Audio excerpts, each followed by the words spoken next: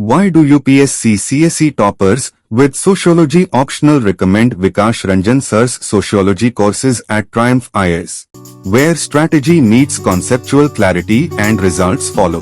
हजारों यूपीएससी अभ्यर्थियों का भरोसा, विकास सर का मार्गदर्शन, अब आपकी बारी। With Vikas Ranjan sir. Vikas Ranjan sir Vikas Ranjan sir. Vikas Ranjan sir Vikas Ranjan sir Vikas Ranjan sir. Vikas Ranjan point of Vikas Ranjan sir की विकास रंजन सर की Vikas sir.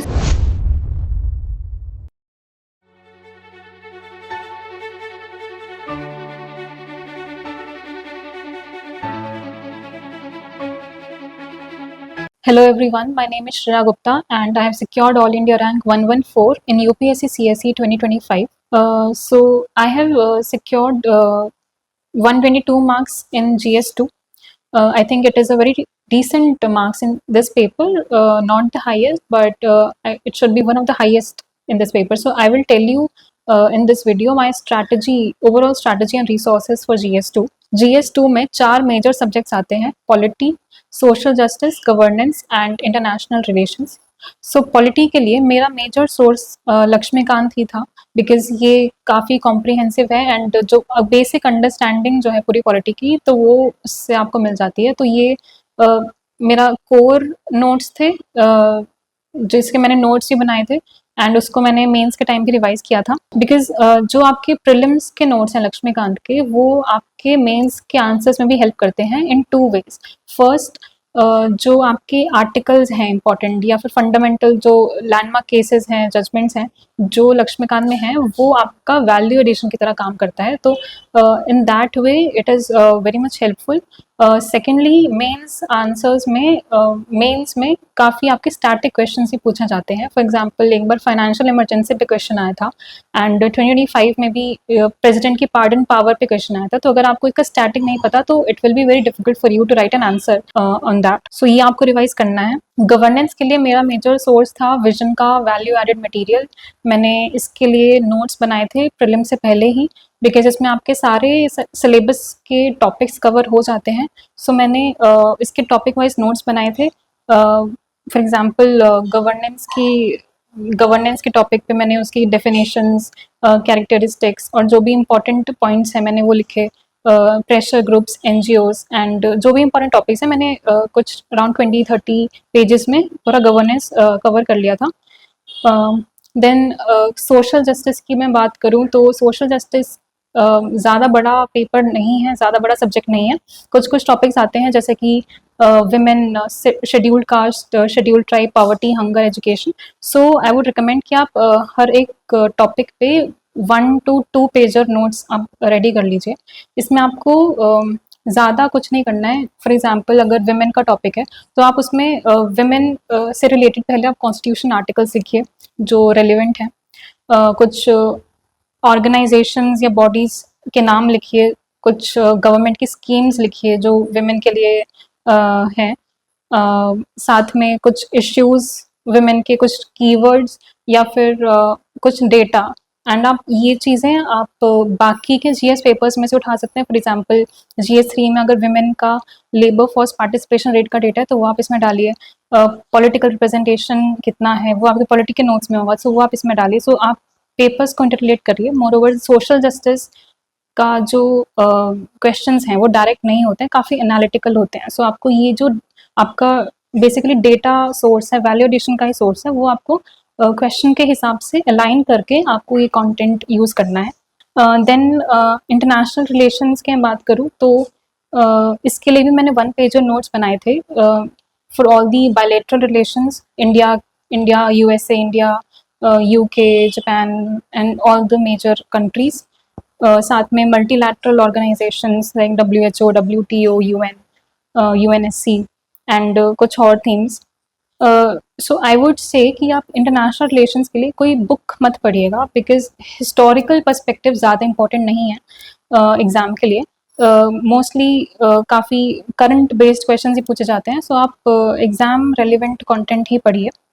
सो मैंने मेजर पोर्शन मैंने यहाँ नोट्स मैंने बनाए थे मंथली मैगजीन को ही रेफर करके, बिकॉज अगर आप देखें कि मंथली मैगजीन में इंटरनेशनल रिलेशंस का जो पोर्शन होगा, अगर आप 12 मंथ की भी रेफर कर रहे हैं तो उसमें हर मंथ में कुछ कुछ बायलैटरल रिलेशंस पे आर्टिकल्स होंगे, कुछ कुछ मल्टीलैटरल ऑर्गेनाइजेशंस पे होंगे, और कुछ कुछ थीम्स होंगी जैसे स्ट्रैटेजिक ऑटोनॉमी या south south cooperation and such. So अगर आप इन टॉपिक्स के लिए भी नोट्स बना लेते हैं तो आपको काफ़ी अच्छा कंटेंट आप इकट्ठा कर पाएंगे, and you will also know कि करंट में क्या इंपॉर्टेंट है, तो इस पर क्वेश्चन ज़्यादा आ सकता है, एंड उसमें रिलेटेड स्टैटिक इन्फॉर्मेशन भी होती है। फॉर एग्जाम्पल अगर इंडिया पाकिस्तान का आर्टिकल है तो उसमें Indus water treaty since it is in news, तो उसका थोड़ा सा स्टैटिक आपके पास उन्होंने प्रोवाइड किया होगा, सो आप डायरेक्टली वहीं से उसको रेफर कीजिए।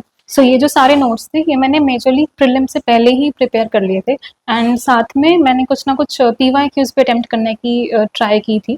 सो पीवाई क्यूज़ मैंने अटेम्प्ट किए, एंड तब मुझे थोड़ा रियलाइज़ हुआ कि GS2 की आंसर राइटिंग थोड़ी सी ट्रिकी थी, बिकॉज कुछ कुछ स्पेसिफिक क्वेश्चंस पूछे जाते हैं। फॉर एग्जांपल अगर आपसे right to freedom of expression में फिल्म्स से रिलेटेड एक स्पेसिफिक क्वेश्चन पूछा है, या फिर इवन 2025 में भी करप्ट प्रैक्टिसेस इन RPA उसका स्पेसिफिक क्वेश्चन था, US की प्रेसिडेंट की पार्डनिंग पावर उस पर भी अलग से क्वेश्चन था। तो अगर इन क्वेश्चंस में आपके पास कंटेंट नहीं है, रेलिवेंट आर्टिकल्स या एक्ट्स नहीं है, तो आपके लिए लिखना काफ़ी मुश्किल हो जाता है।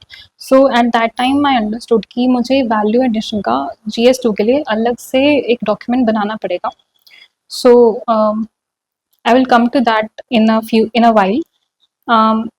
सो ये चीज़ मैंने प्रीलिम्स से पहले करी। उसके बाद प्रीलिम्स के बाद मैंने कुछ FLTs लिखे, फुल एंड टेस्ट लिखे, and so now it was the first time I was writing these test, तो definitely there has to be difficulty. मुझे रिकॉल करने में, रिवाइज करने में काफ़ी मुश्किल आ रही थी, and I could not complete the paper on time, and quality of answers was also not up to the mark. So I really felt that GS2 will be one of my weakest papers, but gradually मैंने revise ज़्यादा किया, and D-Day पे I think उस चीज़ का result मिला, and GS2 में मेरे that's why scored decent marks. So coming to the value addition part, so मैं जैसा कि मैंने बोला प्रीलिम्स के जो नोट्स थे एंड जो मैंने मेन स्पेसिफिक जो बाकी सब्जेक्ट्स के नोट्स बनाए थे वो मेरा बेसिक नोट्स थे। उसके बाद मैंने आतिश माथुर सर के नोट्स जो उन्होंने टेलीग्राम पे अपलोड किए थे वो मैंने रेफ़र किए। उससे मुझे ये बेनिफिट हुआ कि वहाँ पे ready to use introductions, conclusions, examples, data और जो करंट जजमेंट्स हैं वो सब मुझे काफ़ी ज़्यादा मिली। सो मैंने ज़्यादा इधर उधर ना देखते हुए मैंने जो मुझे रेलिवेंट उसमें से मुझे मिला मैंने वो अपने वैल्यू एडिशन के नोट्स में डाल दिया। सो मैंने जैसे अलग से डॉक्यूमेंट्स बनाए हुए थे, like the topic wise Supreme Court judgments, articles and parts of the constitution, then any introduction or conclusion, if I found anything relevant, some relevant data and examples, तो वो चीज़ मैंने उसमें ऐड कर ली। साथ में अगर मुझे मॉक टेस्ट से कुछ भी इंफॉर्मेशन अलग से मिल रही है तो वो भी मैंने एक ही डॉक्यूमेंट में सब कुछ कंपाइल कर लिया उसी वैल्यू एडिशन वाले डॉक्यूमेंट में। ऑल्सो करंट अफेयर्स के लिए मैंने अलग से उस टाइम पर कोई और सोर्स रेफर नहीं किया, बिकॉज मेरे पास टाइम नहीं था। प्रीलिम्स और मेंस के बीच में हार्डली 2.5 मंथ्स होते हैं, एंड आई फेल्ट कि rather than moving to another new set of information, मैंने जो भी मेरे पास जो मैंने बताया जो करंट के आतिश माधुर सर के नोट्स से उसमें जो भी मेरे को करंट मिला वो मैंने ऐड कर लिया, and I did not go for any other source for current affairs particularly. साथ में आई वुड से कि मैंने टॉपर कॉपीज़ का भी यूज़ किया, लाइक आदित्य श्रीवास्तव सर की कॉपीज़ मैंने पढ़ी, कुणाल रस्तोगी सर की कॉपीज़ भी पढ़ी। सो उसमें मुझे थोड़ा एक पर्सपेक्टिव मिला कि कैसे आप अपना कंटेंट जो है आंसर्स में इनडायरेक्टली और डायरेक्टली यूज़ कर सकते हैं। So that way I got that I try to inculcate the approach जो कि मैंने एग्ज़ाम डे पर रेप्लिकेट करी। Now if I talk about the answer writing strategy in GS2. So for polity I would say कि and for any subject for that matter demand of the question is of utmost importance. So demand में आपकी एक core demand होगी question की, एक peripheral demand होगी। peripheral demand को आप try कीजिए आप schematics में just half a page पे आप उससे उसको पूरा कीजिए। उसके बाद आप major part जो है अपने पेपर का वो कोर डिमांड पे लगाइए एंड पॉइंट्स जनरेट कीजिए अराउंड 10 मार्कर्स में 8 to 10 पॉइंट्स आप ट्राई कीजिए, 15 मार्कर्स में अगेन 12 to 15 हर एक सब पार्ट्स को एड्रेस कीजिए अलग से ही। फॉर एग्जाम्पल 2025 में जो क्वेश्चन था कि यूएस की पार्डन पावर इंडिया से कैसे अलग है एंड उसके 2-3 सब पार्ट्स है, तो हर एक सब पार्ट को आप अलग से क्लियरली हेडिंग्स बनाकर दिखाइए so that examiner does not feel कि आपने कोई पर्टिकुलर पार्ट जो है क्वेश्चन का छोड़ दिया है। ऑल्सो ट्राई कि हर एक पॉइंट में आप सब्सटैंशिएट कर रहे हैं चीज़ों से, या तो कोई भी जजमेंट या कोई भी डेटा एंड कोई आप you can use your GS के this value addition across paper, so आप ट्राई कीजिए कुछ भी आप इंटरलिंक करके पॉइंट्स को सब्सटैंशिएट ज़रूर करें। एंड इंट्रोडक्शन में आप ट्राई कीजिए कि करंट अफेयर्स रिलेटेड इन्फॉर्मेशन अगर है क्वेश्चन से रिलेटेड तो वो आप उसमें डालिए, बिकॉज इट इज़ बेस्ट अगर आप ये कन्वे कर पाएँ एग्जामिनर को कि you know why this question was asked in the paper in the first place. So ये आप ट्राई कीजिए, अदरवाइज आप कोई और जजमेंट या आर्टिकल किसी भी चीज़ से आप क्वेश्चन का इंट्रोडक्शन दे सकते हैं। अगर मैं इंटरनेशनल रिलेशंस की स्पेसिफिकली बात करूँ तो questions are becoming more and more analytical in nature, specially someone जिसका ऑप्शनल PSIR नहीं है, I think they can find difficulty. Even I found it difficult to understand the demand of some IR questions in 2025 paper. So उसमें I think आप ये try कीजिए कि आप पहली बात आपको अंडरस्टैंडिंग है जो रिलेटेड इश्यूज जो चल रहे हैं, उसके लिए आप डेफिनेटली आप न्यूज़पेपर को फॉलो कीजिए and always try to make a map in IR के questions and use your existing knowledge. जो भी IR का क्वेश्चन है, अगर साउथ वर्सेस नॉर्थ का, ग्लोबल साउथ ग्लोबल नॉर्थ का क्वेश्चन है या थोड़ा एनालिटिकल सा क्वेश्चन है, तो आप ट्राई कीजिए कि आप even if you do not understand the structure कि आप कैसे बनाना है, सो अगर इंटरनेशनल रिलेशंस में अगर कोई भी एनालिटिकल सा क्वेश्चन आ रहा है, you are not able to gauge कि एग्जैक्टली क्या पूछना है, you are not able to frame a proper structure out of it, even then you try कि आप जनरेट करो पॉइंट्स एंड जो भी आपकी एग्जिस्टिंग कंटेंट है, आपकी नॉलेज है, उसको क्वेश्चन के अकॉर्डिंग अलाइन करके आप उसके पॉइंट्स जनरेट कर सकते हो। Even if your structure is not correct, you will get decent marks. Also GS2 में I feel answer writing is very important. मैंने prelims और mains के बीच में around 4 to 5 full and test लिखे थे and since these were my first full and test, so starting में I could not complete my paper on time. Even my quality of answers was not that good. So I felt that it will not GS2 will not be great for me, but gradually मैंने quality पे focus किया, content पे भी मैंने focus किया and time limit में। So starting में आई could not complete my paper on time, but आप ट्राई कीजिए कि आप स्टार्टिंग में क्वालिटी पर ज़्यादा फोकस करें, आप कंटेंट को लिख पा रहे हो क्वेश्चन के अकॉर्डिंग, उस पर ज़्यादा फोकस करें, gradually you will be able to complete the paper on time as well. Also it was a learning from my experience that you do not need to find that perfect point or that perfect example to be written in that particular answer.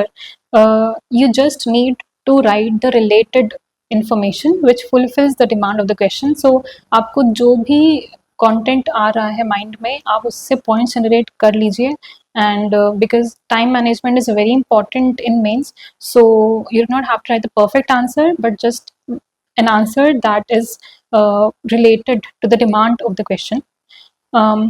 Also, please develop the tendency to force value addition content in your answers, for example, articles, judgments, and data, because otherwise the answers will come out as very generic and it will not fetch you marks.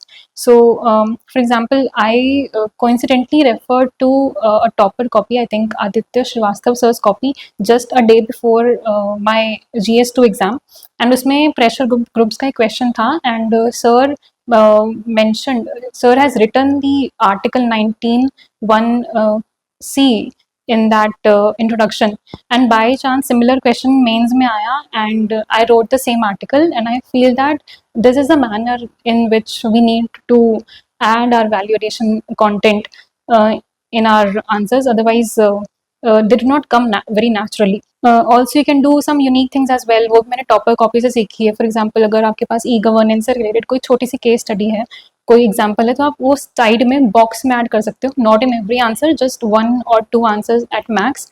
तो उससे थोड़ा सा आपको एक as मिल सकता है, half और 1 mark extra you can get in that question. So my one final and practical advice to aspirants will be कि आप static revise कीजिए, मेन स्पेसिफिक नोट्स बनाइए, साथ में वैल्यू एडिशन के नोट्स बनाइए, just revise in multiple times, practice and inculcate those things in your answers, replicate in the exam, and you are good to go. Thank you. All the best.